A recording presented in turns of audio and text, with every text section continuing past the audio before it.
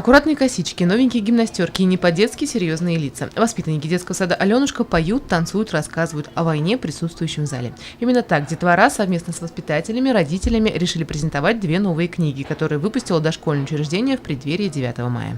Первая книга называется «Карта Таймдем Яу Юлдары. По дороге боевой путь моего прадеда».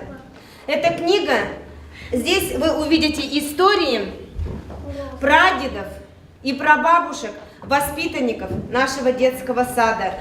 Воспитанники написали историю жизни, боевой путь их прадедов.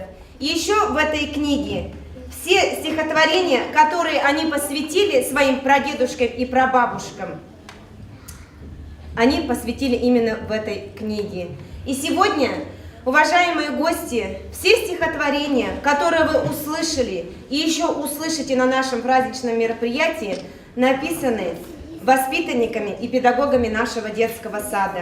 Еще одна книга называется «Дед, я тебя помню». В ней также собраны истории о боевом прошлом отцов и дедов. Пришлось собрать и переработать немало информации из различных источников, в том числе из поисковых сайтов. Всю работу проделали сами сотрудники детского сада. Книги выполнены на русском и башкирском языках. Первые экземпляры изданий авторы подарили приглашенным ветеранам.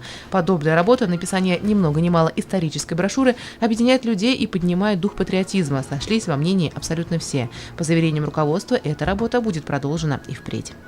Елена Афанасьева, Радмир Сингулов, Любовь Карпова, телекомпания СТВ.